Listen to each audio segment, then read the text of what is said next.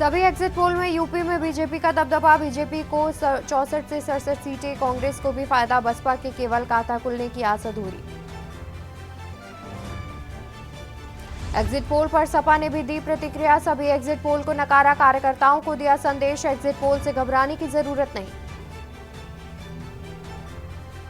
जम्मू के अखनूर में हुए बस हादसे के मृतकों के शव मथुरा पहुंचे। जम्मू से अंडमान एक्सप्रेस से लाए गए 11 शव। अलीगढ़ के रहने वाले थे 11 लोग। फर्जी नियुक्ति पत्र देकर ठगी करने वाले गिरोह का भंडाफोड़। एसटीएफ ने ठगी करने वाले गैंग के सरगना को पकड़ा। ठग के पास में कई जरूरी दस्तावेज किए बरामद। यूपी के कई जिलों में बदला मौसम का मिजाज। तेज आंधी के साथ हल्की बारिश से बदला मौसम। लोगों को जानलेवा तपिश से मिली राहत। उत्तर प्रदेश में भीषण गर्मी से मौत का तांडव। कानपुर में 58 लाशों से पोस्टमार्टम हाउसफुल। काशी में अंतिम संस्कार के लिए लाशों की कतार। आप देख रहे हैं के न्यूज, खबरों का सारथी। नमस्कार, मैं हूं आपके साथ अवंतिका अवस्थी और हम बात करेंगे उत्तर प्रदेश की खबरों पर। सभी एग्जिट पोल में यूपी में बीजेपी का दबदबा। यूपी में बीजेपी को 64 से 67 सीटें मिलने का अनुमान। एग्जिट पोल में सपा और कांग्रेस को भी फायदा। बसपा के खाता खुलने की आस अधूरी का अनुमान।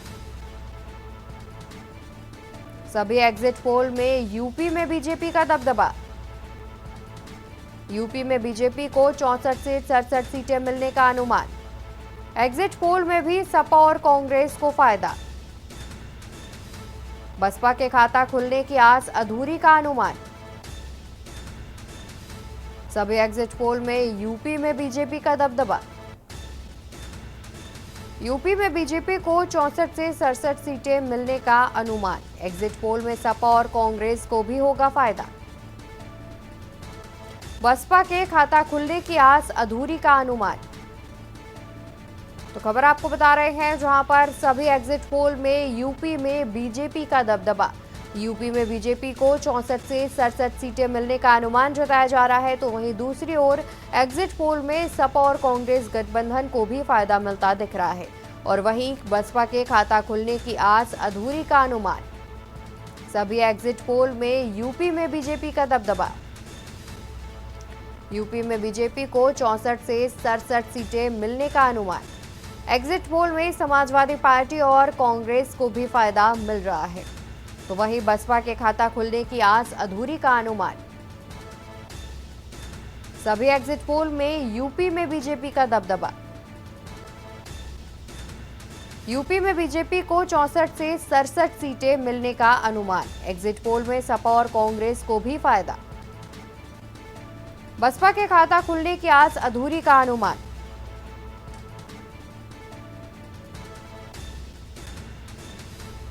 तो सभी एग्जिट पोल के नतीजे जिस तरीके से सामने आ रहे हैं उसमें यूपी में बीजेपी को बढ़त मिलती हुई दिखाई दे रही है, तो वहीं दूसरी ओर सपा और कांग्रेस को भी कहीं ना कहीं बढ़त मिल रही है और बसपा के खाता खुलने की आस अधूरी का भी अनुमान एग्जिट पोल में जताया जा रहा है। जिस तरीके से सभी एग्जिट पोल के नतीजे सामने आ रहे हैं वहां पर यूपी में बीजेपी का दबदबा देखने को मिल रहा है। यूपी की अगर बात की जाए तो बीजेपी को 64 से 67 सीटें मिलने का अनुमान जताया जा रहा है और वहीं एग्जिट पोल में सपा और कांग्रेस को भी फायदा मिलता दिख रहा है। साथ ही बसपा के खाता खुलने की आस भी अधूरी नजर आ रही है। कहीं ना कहीं बसपा के लिए एग्जिट पोल में खतरा दिखाई दे रहा है। बसपा के लिए खाता खुलने की उम्मीद अधूरी जताई जा रही है, तो वहीं दूसरी ओर बीजेपी को 64 से 67 सीटें मिलने का अनुमान जताया जा रहा है। इसके अलावा सपा और कांग्रेस को भी फायदा हो सकता है।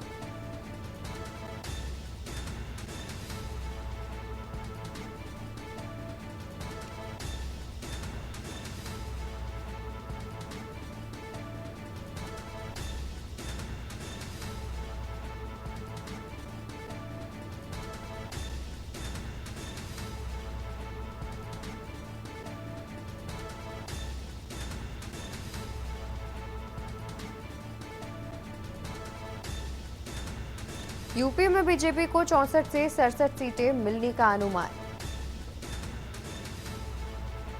और एग्जिट पोल को लेकर विपक्ष ने दी है प्रतिक्रिया, जहां पर समाजवादी पार्टी ने सभी एग्जिट पोल्स को नकारा।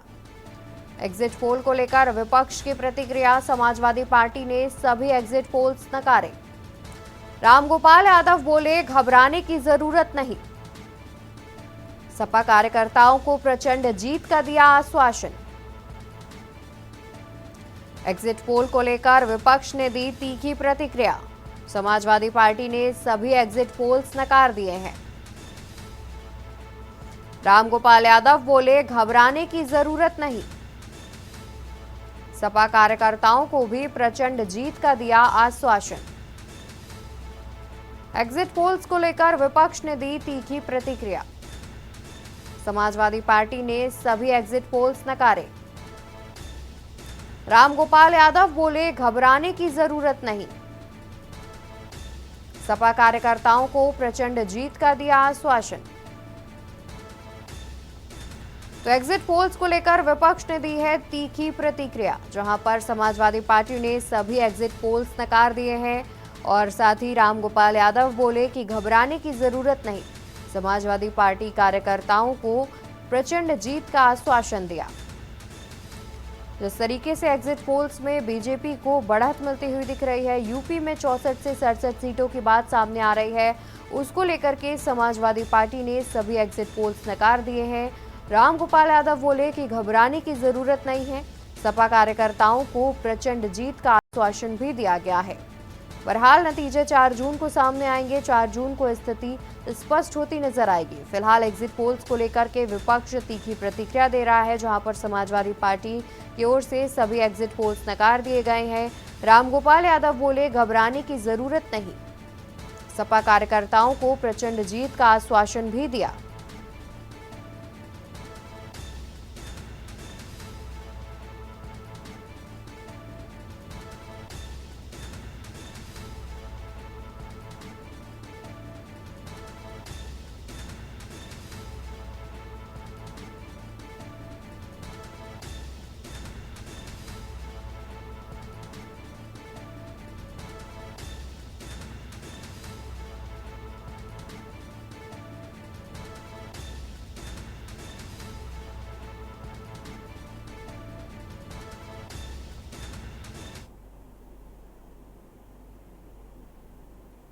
तो वहीं जम्मू के अखनूर में हुए बस हादसे में मृतकों के शव मथुरा पहुंचे। जम्मू से अंडमान एक्स से 11 मृतकों के शव मथुरा स्टेशन पहुंचे। ट्रेन द्वारा अलीगढ़ के 11 मृतकों के शवों को लेकर आया प्रशासन। ट्रेन द्वारा अलीगढ़ के 11 मृतकों के शवों को लेकर आया प्रशासन। कैबिनेट मंत्री लक्ष्मी नारायण चौधरी ने शवों को रिसीव किया। मथुरा से भारी सुरक्षा के बीच शव अलीगढ़ के लिए हुए रवाना। एम्बुलेंस के द्वारा सभी शव को भेजा गया अलीगढ़। मृतकों के परिजनों के साथ एम्बुलेंस से भेजे गए हैं सभी शव। यूपी और केंद्र सरकार ने 2-2 लाख रुपए मुआवजे का भी किया है ऐलान। कैबिनेट मंत्री मौजूद रहकर कराएंगे सभी शवों का अंतिम संस्कार। जम्मू के अखनूर में हुए बस हादसे के मृतकों के शव पहुंचे हैं। जम्मू से अंडमान एक्स से 11 मृतकों के शव मथुरा पहुंचे। ट्रेन द्वारा अलीगढ़ के 11 मृतकों के शव को लेकर आया प्रशासन। जम्मू के अखनूर में हुए बस हादसे के मृतकों के शव मथुरा पहुंचे। जम्मू से अंडमान एक्स से 11 मृतकों के शव मथुरा स्टेशन पहुंचे। ट्रेन द्वारा अलीगढ़ के 11 मृतकों के शवों को लेकर आया प्रशासन। कैबिनेट मंत्री लक्ष्मी नारायण चौधरी ने शवों को किया रिसीव। मथुरा से भारी सुरक्षा के बीच शव अलीगढ़ के लिए हुए रवाना। एम्बुलेंस के द्वारा सभी शव को अलीगढ़ रवाना किया गया। मृतकों के परिजनों के साथ एम्बुलेंस से भेजे गए हैं सभी शव। यूपी और केंद्र सरकार ने 2-2 लाख रुपए मुआवजे की भी घोषणा की है। कैबिनेट मंत्री मौजूद रहकर कराएंगे सभी शवों का अंतिम संस्कार। जम्मू के अखनूर में हुए बस हादसे के मृतकों के शव पहुंचे मथुरा। जम्मू से अंडमान एक्स से 11 मृतकों के शव मथुरा स्टेशन पहुंचे। ट्रेन द्वारा अलीगढ़ के 11 मृतकों के शवों को लेकर आया प्रशासन। जम्मू के अखनूर में हुए बस हादसे के मृतकों के शव मथुरा पहुंचे। जम्मू से अंडमान एक्स से 11 मृतकों के शव मथुरा स्टेशन पहुंचे। ट्रेन द्वारा अलीगढ़ के 11 मृतकों के शवों को लेकर आया प्रशासन। कैबिनेट मंत्री लक्ष्मी नारायण चौधरी ने शवों को किया रिसीव। मथुरा से भारी सुरक्षा के बीच शव अलीगढ़ के लिए हुए रवाना। एम्बुलेंस के द्वारा सभी शवों को अलीगढ़ रवाना किया गया। मृतकों के परिजनों के साथ एम्बुलेंस से भेजे गए हैं सभी शव। वहीं यूपी और केंद्र सरकार ने 2-2 लाख रुपए मुआवजे की भी घोषणा की है। बता दें कि कैबिनेट मंत्री की मौजूदगी में सभी शवों का अंतिम संस्कार किया जाएगा।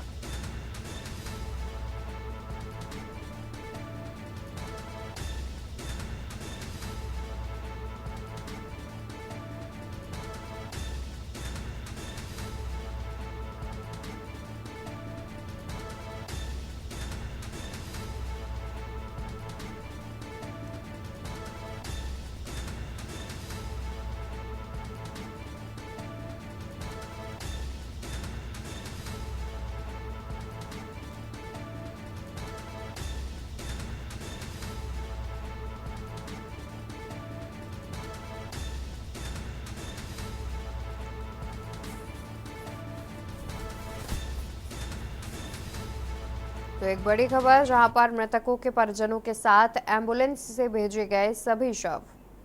बढ़ेंगे खबरों में आगे, जहां यूपी एसटीएफ को मिली बड़ी सफलता। सरकारी नौकरी दिलाने वाले ठग हुए गिरफ्तार। लोगों को फर्जी नियुक्ति पत्र देकर करते थे ठगी। सरकारी नौकरी दिलाने वाले ठग हुए गिरफ्तार। लोगों को फर्जी नियुक्ति पत्र देकर करते थे ठगी। एसटीएफ ने गिरोह के मास्टरमाइंड को किया गिरफ्तार। लोगों को फर्जी नियुक्ति पत्र देकर करते थे ठगी। एसटीएफ ने गिरोह के मास्टरमाइंड को किया गिरफ्तार। गिरोह का मास्टरमाइंड कुमार यादव हुआ गिरफ्तार। एसटीएफ ने अभियुक्त से कई दस्तावेज भी किए बरामद।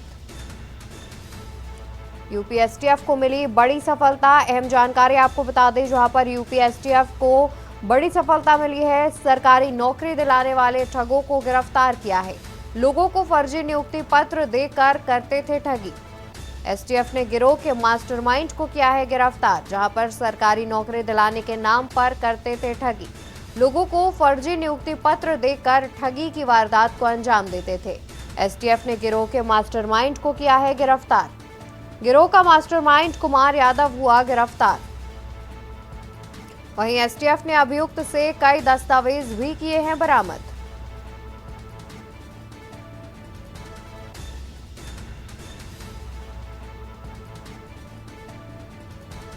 सरकारी नौकरी दिलाने वाले ठग हुए गिरफ्तार। लोगों को फर्जी नियुक्ति पत्र देकर करते थे ठगी। वहीं एसटीएफ ने गिरोह के मास्टरमाइंड को भी किया गिरफ्तार।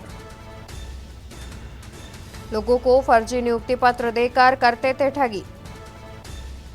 एसटीएफ ने गिरोह के मास्टरमाइंड को भी किया गिरफ्तार। गिरोह का मास्टरमाइंड कुमार यादव हुआ गिरफ्तार। एसटीएफ ने अभियुक्त से कई दस्तावेज किए बरामद। यूपी एसटीएफ को मिली बड़ी सफलता। सरकारी नौकरी दिलाने वाले ठग हुए गिरफ्तार।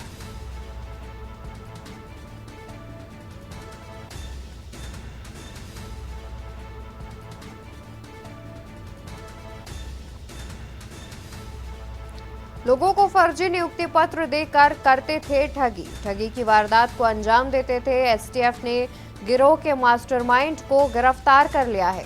गिरोह का मास्टरमाइंड कुमार यादव गिरफ्तार कर लिया है। एसटीएफ ने अभियुक्त के पास से कई महत्वपूर्ण दस्तावेज भी बरामद किए हैं।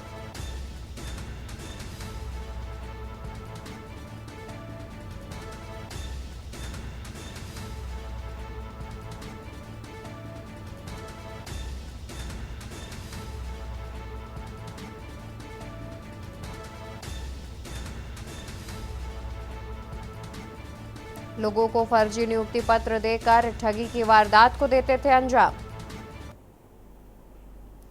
खबर सीतापुर से आपको बताते हैं, जहां पर तेज रफ्तार 2 बाइकों में हुई जोरदार भिड़ंत। सीतापुर से खबर, तेज रफ्तार 2 बाइकों में हुई जोरदार भिड़ंत। पुलिस ने 2 घायलों को अस्पताल में कराया भर्ती।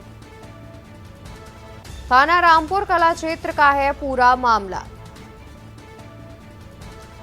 सीतापुर से खबर, जहां पर तेज रफ्तार 2 बाइकों में हुई जोरदार भिड़ंत।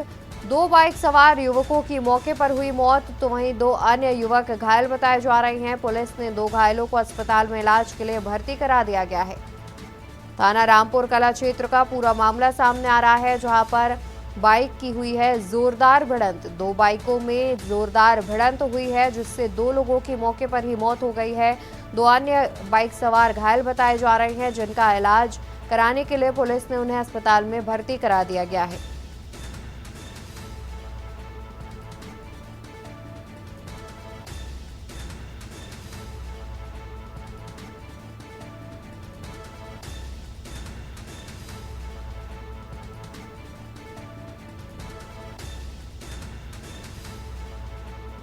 पुलिस ने 2 घायलों को इलाज के लिए अस्पताल में कराया भर्ती। यूपी के कई जिलों में बदला मौसम का मिजाज, तेज आंधी के साथ हल्की बारिश से बदला मौसम। यूपी के कई जिलों में बदला मौसम का मिजाज, तेज आंधी के साथ हल्की बारिश से बदला मौसम। कौशाम्बी में जानलेवा तपिश से मिली हल्की राहत। देर रात हुई हल्की बारिश से तापमान में गिरावट।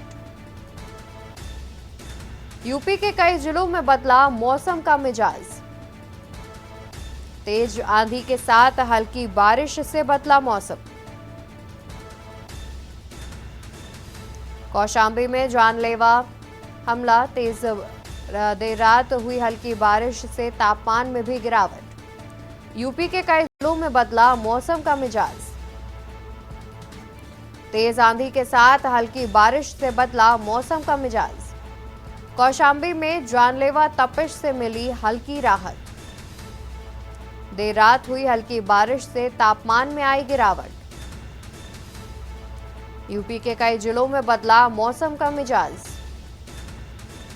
तेज आंधी के साथ हल्की बारिश से बदला मौसम का मिजाज। कौशाम्बी में जानलेवा तपिश से मिली हल्की राहत। देर रात हुई हल्की बारिश से तापमान में गिरावट।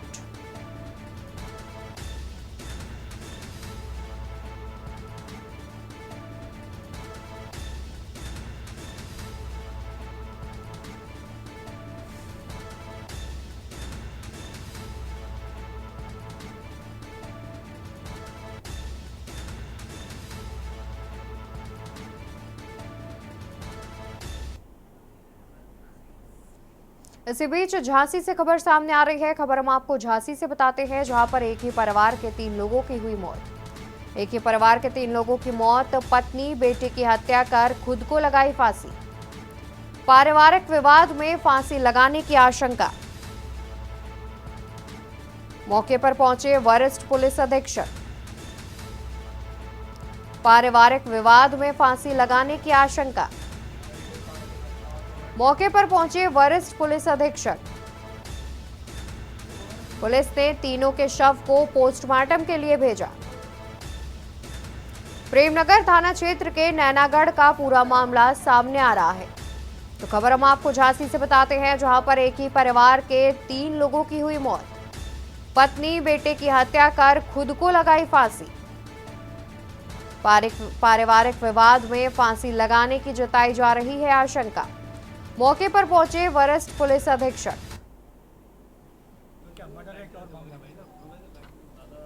झांसी जनपद में थाना प्रेमनगर क्षेत्र में 3 डेड बॉडी मिलने की सूचना प्राप्त हुई थी। सूचना मिलते ही पुलिस द्वारा तत्काल मौके पर पहुंच गया और फील्ड यूनिट भी पहुंच गई है और मैं और अन्य अधिकारीगण भी अभी मौके पर है। अब घटनास्थल देख के थोड़ा कष्ट भी लग रहा है, बट ये है कि किचन में पुरुष का डेड बॉडी हैंगिंग पोजीशन पे मिली है और महिला का डेड बॉडी का स्ट्रैंगुलेशन और बच्चे का भी स्ट्रैंगुलेशन का निशान है। तो देख के ये लग रहा है कि इस पुरुष द्वारा अपना पत्नी और बच्चे को हत्या करने के बाद अपना खुद फांसी लगाया है।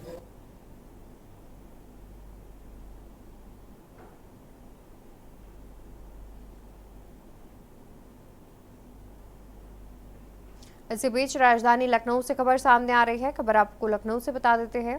राजधानी लखनऊ से खबर, जहां पर हुसैनगंज चौराहे पर लगी भीषण आग।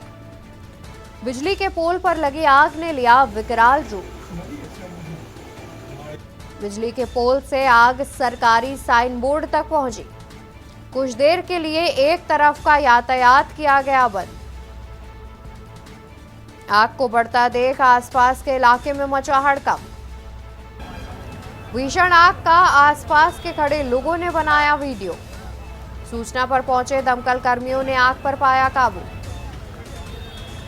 हुसैनगंज क्षेत्र के महाराणा प्रताप चौराहे की घटना। हुसैनगंज चौराहे पर लगी भीषण आग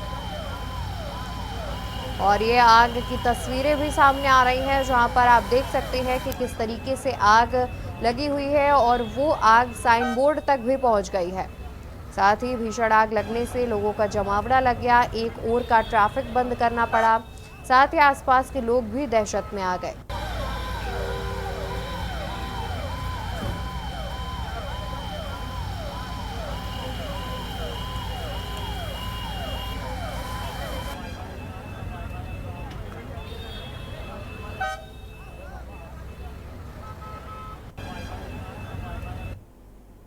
वहीं अब हम आपको बताएंगे केडीए से मेल भू माफिया का खेल के बारे में, जहां पर कानपुर विकास प्राधिकरण के जिम्मेदार अधिकारी जिस पर मेहरबान हो जाए उस भू माफिया को धनवान बना सकते हैं, फिर चाहे सरकार को करोड़ों रुपए का नुकसान ही क्यों ना हो। अब केडीए के अधिकारी और कर्मचारियों की मेहरबानी वक्फ बोर्ड की जमीन पर बहुमंजिला इमारत बनवाने वाले मोहम्मद शफीक पर बरस रही है।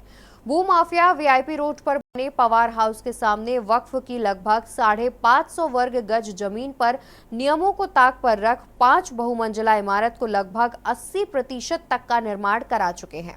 देखिए हमारी ये खास पेशकश। केडीए से नहीं डरता भू माफिया, अधिकारियों की शह के कारण मोहम्मद शफीक के अटल इरादे। 2 बार सील हुई इमारत पर धड़ल्ले से हो रहा निर्माण। वक्फ बोर्ड और केडीए के अधिकारी सरकार को लगा रहे राजस्व का चूना। वक्फ की जमीन पर मानक के विपरीत तन गई बहुमंजिला इमारत। वीआईपी रोड पर लगभग 550 वर्ग गज से अधिक वक्फ की जमीन पर कब्जा।